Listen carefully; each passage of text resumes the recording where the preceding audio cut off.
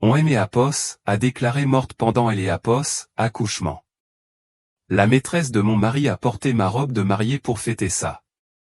Sa mère a essayé de voler mon nouveau-né et de vendre mon deuxième bébé. Mais Apos était pas morte. Apos était dans le coma, entendant chaque parole malveillante. Et quand je me suis réveillé, je les ai tous anéantis. Avant que cette histoire ne commence, abonnez-vous dès maintenant, car ce que vous allez entendre va vous laisser sans voix. Apos est une histoire de trahison, de survie et de la vengeance la plus sauvage que vous ayez jamais vue. Apos, osez pas sauter jusqu'Apos, à la fin. Chaque seconde compte. Maintenant, commençons. Apos appelle Camille, et je dois vous raconter le jour où je suis morte. Sauf que je ne suis pas morte. Pas vraiment, mais il le voulait. Mon Dieu, comme il le voulait. Tout a commencé après 16 heures de travail. 16 heures de douleur atroce, comme si mon corps se déchirait de Apos, intérieur. Les contractions arrivaient par vagues si puissantes que je pensais que Apos allait me briser en deux. Mon mari, Antoine, se tenait dans un coin de la salle Apos, accouchement et je me souviens Apos avoir regardé à travers mes larmes, cherchant désespérément du réconfort, sa main, Apos, importe quoi. Mais il ne me regardait pas. Il était sur son téléphone. Oui, sur son téléphone pendant que je hurlais Apos, agonie. Le médecin Apos arrêtait pas de dire que tout allait bien, que les premiers bébés prenaient du temps, que je me débrouillais très bien. Mais ensuite, quelque chose a changé. Apos ai senti avant tout le monde. Cette chaleur qui se répandait sous moi. Trop de chaleur. Le visage de Apos, infirmière, est devenu blanc. Elle a appuyé sur le bouton Apos, urgence et soudain, il y avait des gens partout, criant des termes médicaux que je ne comprenais pas. La dernière chose que Apos ait entendue clairement, c'est Apos, et le médecin qui hurlait, elle fait une hémorragie. On la perd. Ma vision a commencé à se brouiller, Apos, assombrissant sur les bords comme si quelque Apos baissait lentement les lumières. Le bip régulier du moniteur cardiaque est devenu un long cri sans fin. Et à cet instant, alors que tout Apos estompait dans le noir, Apos ai entendu la voix Apos, Antoine. Sans pleurer, sans paniquer, demandant simplement Apos, un ton plat, le bébé va bien. Pas, ma femme va bien. Pas, sauvez-la, Apos, il vous plaît, sauvez-la, juste une préoccupation pour le bébé. Cela aurait dû me dire tout ce que Apos avait besoin de savoir. Puis, il est né Apos, il n'y a plus rien eu. Apos, obscurité totale. Le silence complet. Apos, et pensé que Apos était la fin. Apos, et pensé que Apos était morte. Mais Apos, et commencé à entendre des choses. Des voix étouffées. Le bruit de roues sur du lino. De Apos, air froid sur ma peau. Apos, et essayer Apos, ouvrir les yeux, Apos, hurler, de bouger ne serait-ce que Apos, un seul doigt. Rien ne fonctionnait. Mon corps était une prison et Apos était piégé à Apos, intérieur. Apos, et entendu un drap être tiré sur mon visage. Apos, et senti sa texture contre mon nez, mes lèvres. Apos, et entendu la voix fatiguée du médecin. Heure du décès, 3h47 du matin. Et je hurlais dans ma tête. Je ne suis pas morte. Je suis vivante. Je suis là. Mais aucun son Apos est sorti. Rien Apos a bougé. On me poussait quelque part. Je pouvais sentir le mouvement, entendre le grincement des roues. La morgue. Oh mon Dieu, il Apos emmenait à la morgue. La table en métal était si froide sous mon dos. Je pouvais sentir chaque degré de ce froid, mais je ne pouvais pas frissonner. Je ne pouvais pas réagir. Apos et entendu Apos, employé de la morgue, fredonner une chanson. Apos et entendu bouger, se préparer à faire ce que Apos, ils font aux cadavres. mon esprit était en proie à la terreur. C'est Apos, et comme ça que ça se termine, pensais-je. Consciente mais paralysée pendant que Apos, il attendait. La voix de Apos, employée à percer ma panique. Attendez, je crois que je sens un pouls. Oh mon Dieu, je sens un pouls. Les heures suivantes furent un chaos. J'y ai Apos, et été ramené des Apos, urgence aux urgences. J'y ai Apos, entendait des machines biper, des gens crier des ordres, la voix des Apos, Antoine au loin demandant ce qui se passait. Et puis un médecin, un autre médecin, expliquant quelque chose à Antoine des Apos, un ton calme et professionnel qui aimait Apos, a glacé le sang. Votre femme est dans ce que nous appelons un locked-in syndrome. C'est Apos, est une condition extrêmement rare. Elle est dans un coma profond, mais il est possible que Apos, elle entende et comprenne ce qui se passe autour des Apos, elle, même si elle ne peut y répondre des Apos, aucune manière.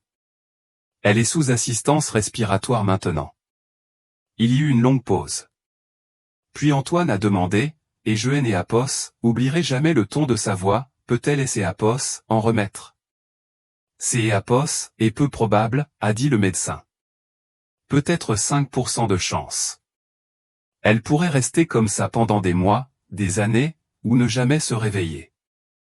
J'y ai Apos, attendez que Apos, Antoine et Apos, effondre, que Apos, il pleure, que Apos, il les supplie de faire tout leur possible. Au lieu de cela, je et Apos, ai entendu dire, je dois passer quelques appels.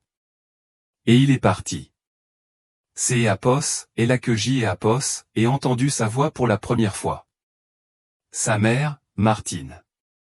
J'y ai Apos, avait toujours su que Apos, elle ne aimait Apos, aimait pas. Mais la froideur dans sa voix ce jour-là était tout autre. Alors, c'est Apos, est un légume maintenant, a dit Martine comme si elle demandait la météo. Nous et Apos, utilisons pas ce terme, a répondu le médecin, clairement mal à Apos, aise. Combien de temps la garde-t-on comme ça, a insisté Martine. Quel est le protocole? Madame Dubois, votre belle-fille est un être humain qui. Elle est en état de mort cérébrale et coûte de Apos, argent chaque minute que Apos, elle passe allongée là. Je vous le demande, docteur, quelles sont nos options? J'y ai Apos, et entendu le médecin soupirer. Après 30 jours, Apos, il est né Apos, il n'y a aucune amélioration, la famille peut discuter des options concernant Apos, assistance vitale. 30 jours, a répété Martine.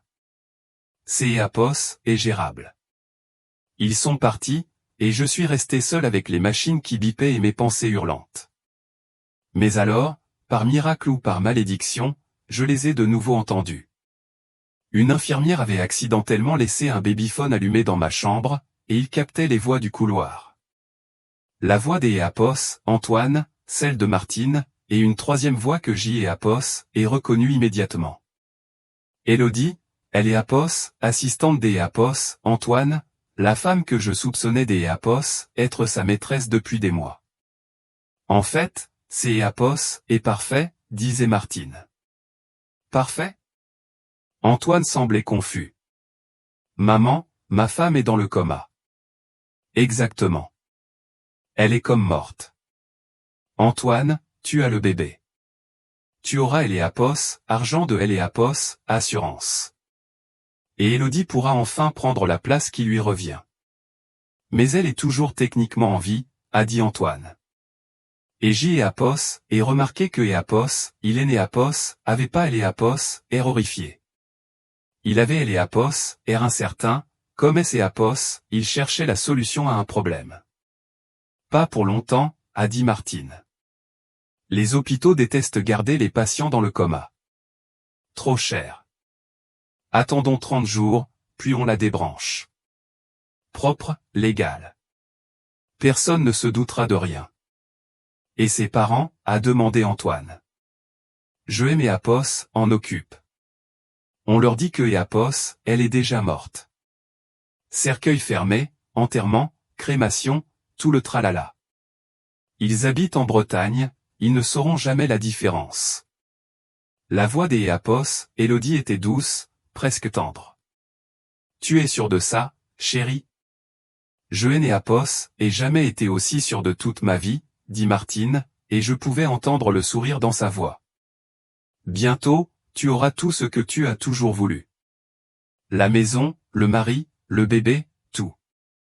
Je hurlais à Eléapos, intérieur de ma tête. Je hurlais si fort que Apos, et crus que quelque Apos, un finirait par aimer Apos, entendre. Mais mon corps gisait, immobile comme la mort. 3 jours plus tard, une infirmière est entrée en parlant à une autre du bébé de cette pauvre femme.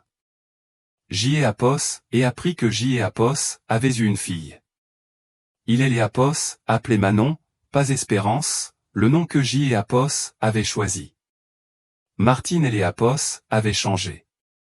La grand-mère est très autoritaire, a chuchoté une infirmière. Elle ne laisse même pas les parents de la mère venir. Elle a dit que Apos, ils sont trop émotifs, que Apos, ils ne sont... Philippe, je suis tellement désolé de devoir te dire ça, mais Camille Apos a pas survécu. Elle est décédée tôt ce matin. Apos était très paisible. Antoine est dévasté, bien sûr. Nous organisons des funérailles en petit comité. Je Apos appellerai pour les détails. Elle a raccroché. Il est né Apos, il n'y avait pas de funérailles prévues.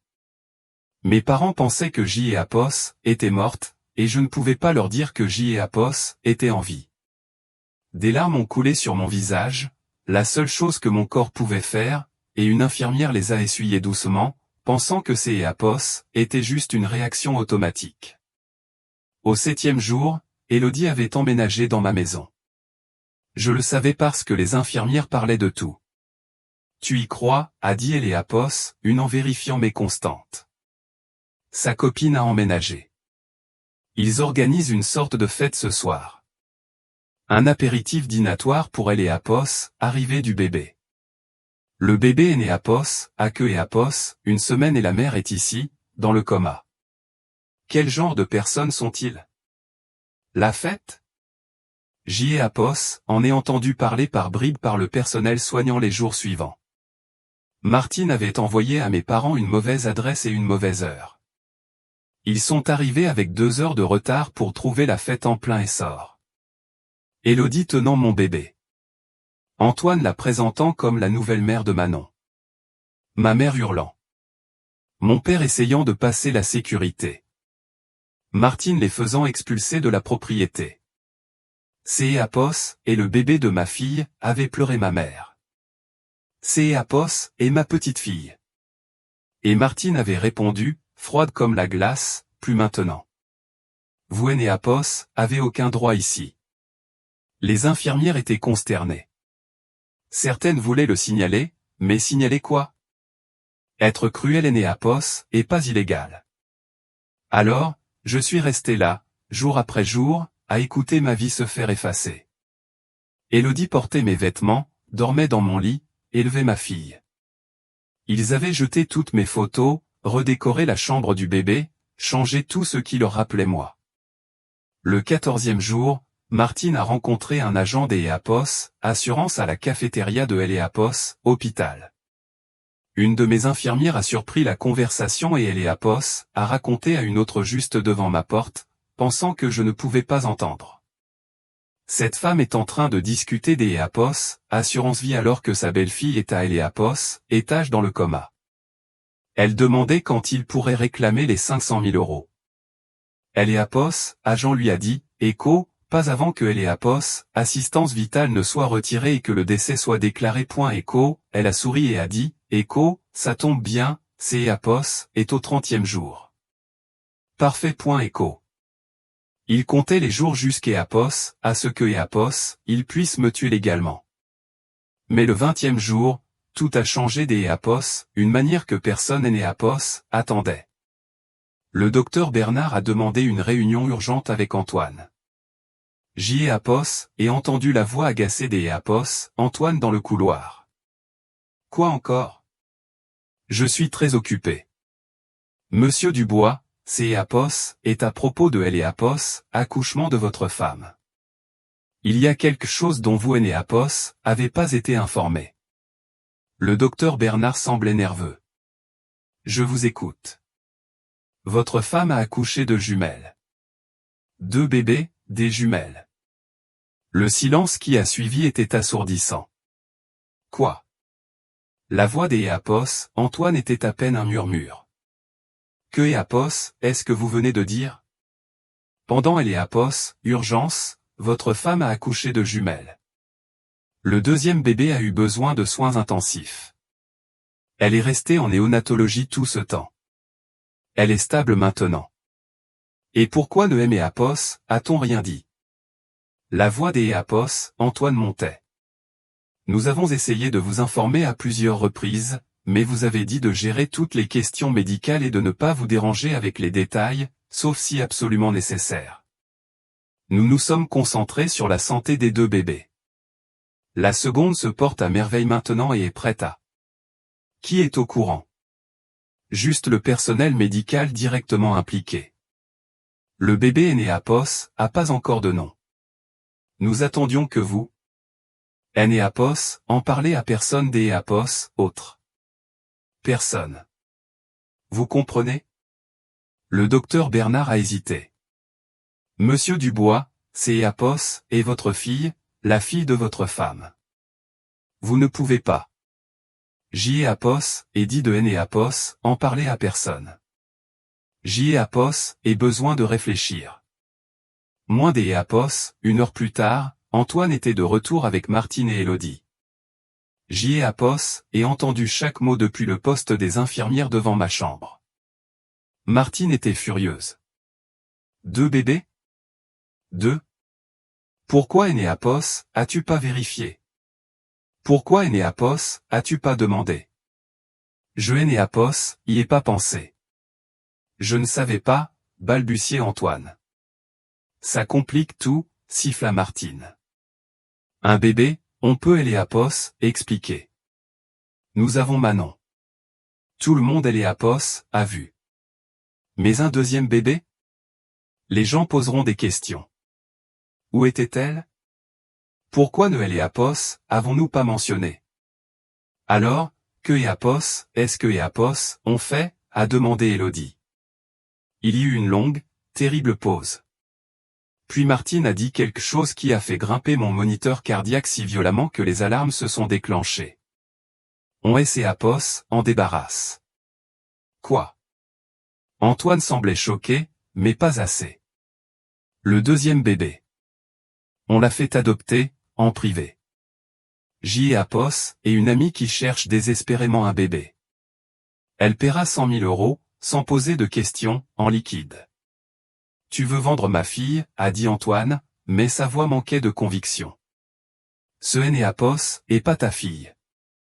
Éapos, est une complication, un problème à régler. Un seul bébé préserve ton image de père célibataire dévoué. 2 bébés? Éapos, est suspect. Les gens vont fouiller pour savoir pourquoi nous ne Éapos, avons jamais mentionné, pourquoi elle était cachée. Ils découvriront Élodie, ils découvriront tout. Ta mère a raison, ajouta doucement Élodie. Éapos, est plus simple comme ça. Un bébé, une famille, pas de complications. Les alarmes sonnaient toujours. Les infirmières se sont précipitées, ont vérifié mes constantes, ont essayé de comprendre ce qui avait provoqué le pic. Une infirmière a regardé mon visage et a eu un hoquet de surprise. Ses yeux. Il y a des larmes. Des larmes fraîches.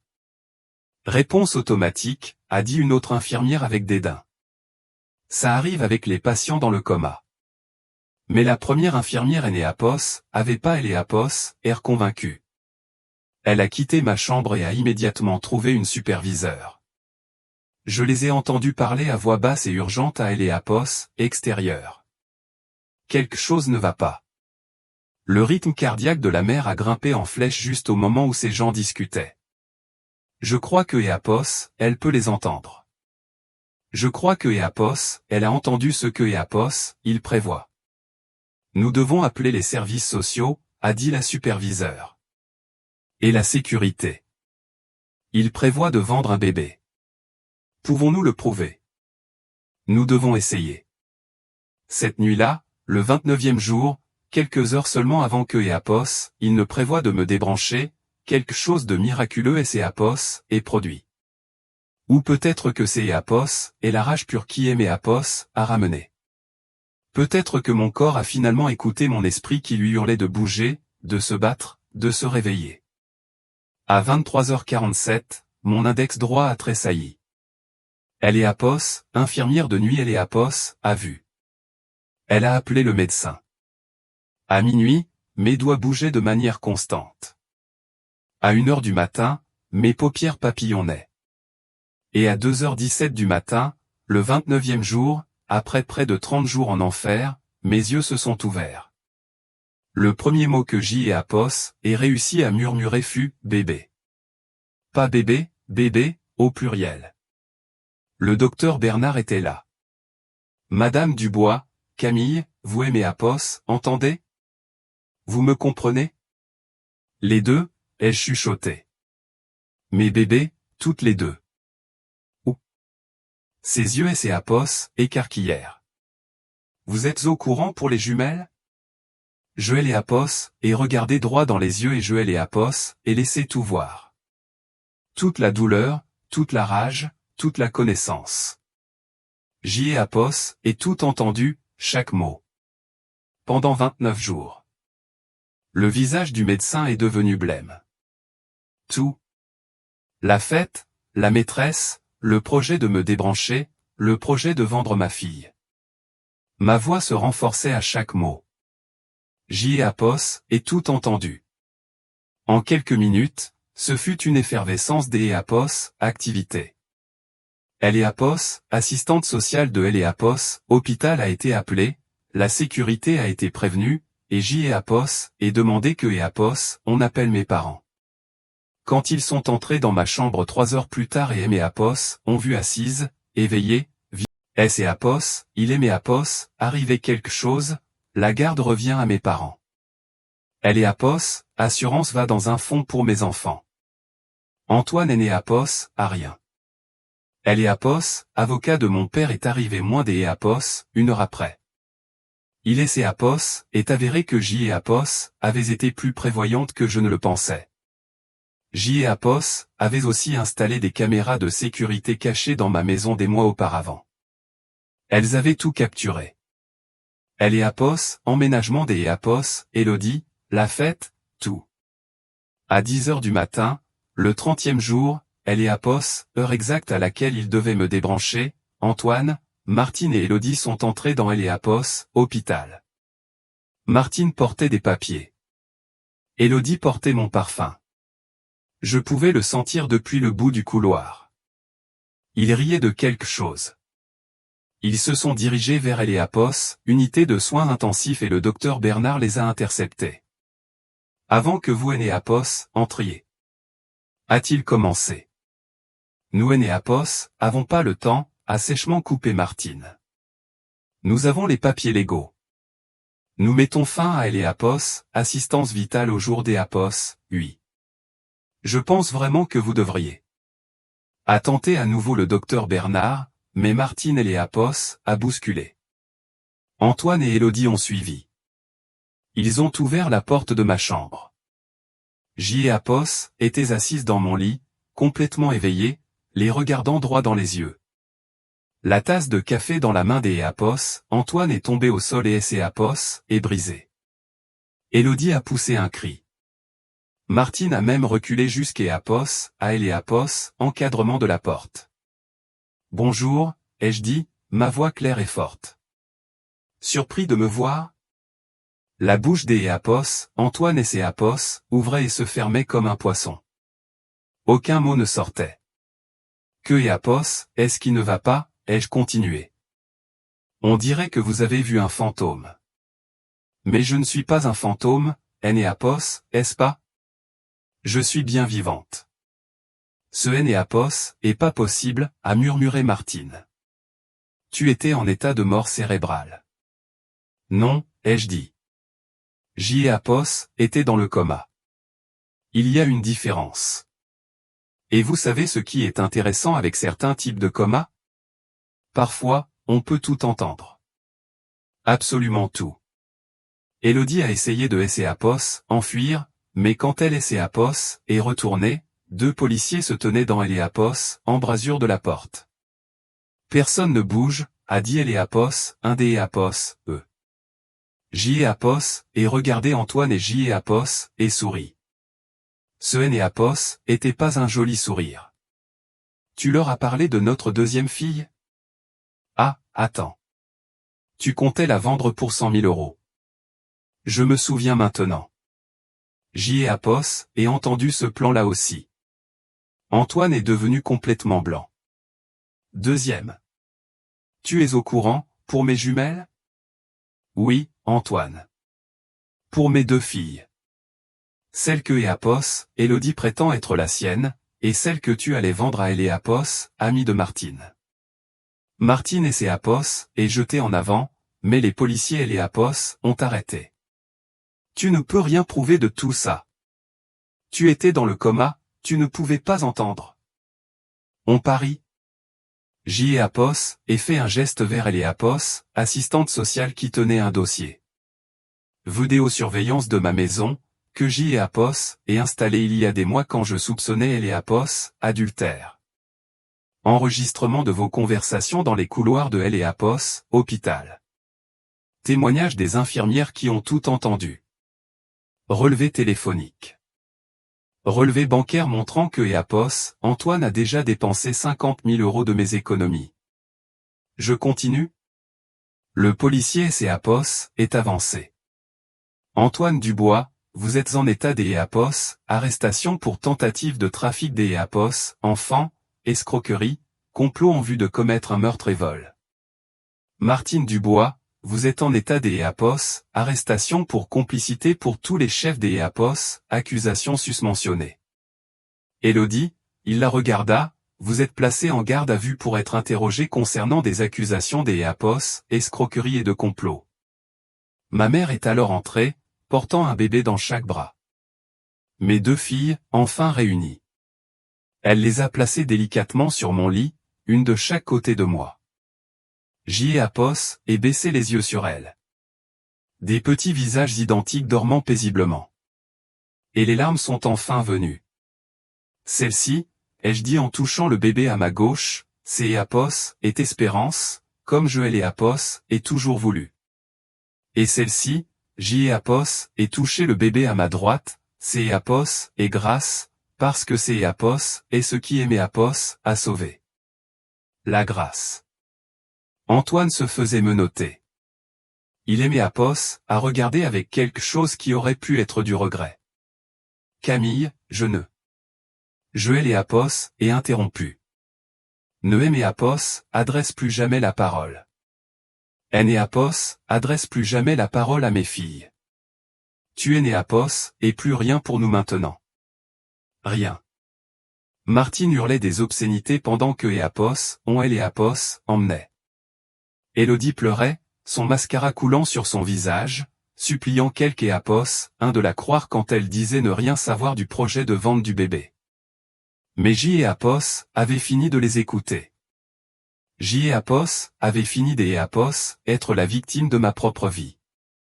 3 mois plus tard, je me tenais dans une salle des audience et je les ai tous regardés être condamnés. Antoine a pris 8 ans pour tentative de trafic des enfants et escroquerie. Martine a pris 5 ans pour complot et tentative de meurtre car, oui, débrancher quelque un qui pourrait se rétablir et considéré comme une tentative de meurtre. Élodie a eu 3 ans en tant que complice. J et obtenu la garde exclusive des Espérance et de grâce. Antoine a perdu tous ses droits parentaux de façon permanente. Il y a une ordonnance restrictive. Ils doivent rester à 500 mètres de nous pour le reste de leur vie. La maison a été vendue et chaque centime a été placé dans un fonds pour mes filles. Argent de assurance, les 500 000 € est bloqué pour leur éducation.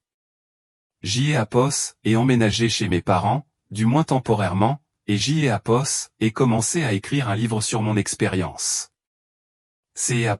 est devenu un best-seller et maintenant je parcours le pays pour parler des droits des patients, de Éléapos, importance de faire confiance à son instinct, de se battre pour soi-même même quand on ne peut pas se battre. Mais mon moment préféré de chaque journée, c'est Éapos, et maintenant. Je suis assise dans le parc, regardant Espérance et Grâce faire leurs premiers pas chancelants. Elles ont 6 mois, portent des robes jaunes assorties que ma mère a faites.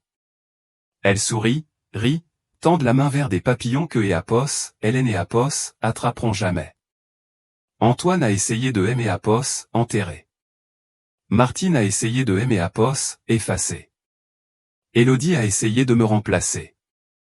Mais ils ont oublié quelque chose d'Éapos, important. Je suis une mère. Et on Éapos, enterre pas les mères. On les plante. Et nous repoussons, plus fortes, plus féroces, plus déterminées que jamais. Mes filles grandiront en sachant que leur mère Éapos est battue pour elles depuis son coma. Elles sauront que Éapos, amour est plus fort que le mal, que la vérité finit toujours par éclater, que le karma Éapos oublie jamais. Et moi, je suis exactement là où je suis censé être. Vivante, libre, victorieuse. Ils me voulaient morte, mais je ne suis pas facile à tuer. Et je suis revenu chercher tout ce que Éapos, ils ont essayé de me prendre. Et c'est Éapos, est ainsi que je suis passé de victime dans le coma à mère victorieuse. Si cette histoire vous a secoué jusqu'Éapos, à la moelle, mettez un gros pouce bleu et partagez-la partout. Dites-moi en commentaire, que Éapos auriez-vous fait à Martine? Et abonnez-vous, car des Éapos, autres histoires vraies choquantes arrivent. Éapos, oubliez pas, le karma Éapos, oublie pas, et Éapos, amour des Éapos, une mère est la force la plus puissante sur terre. On se voit à la prochaine.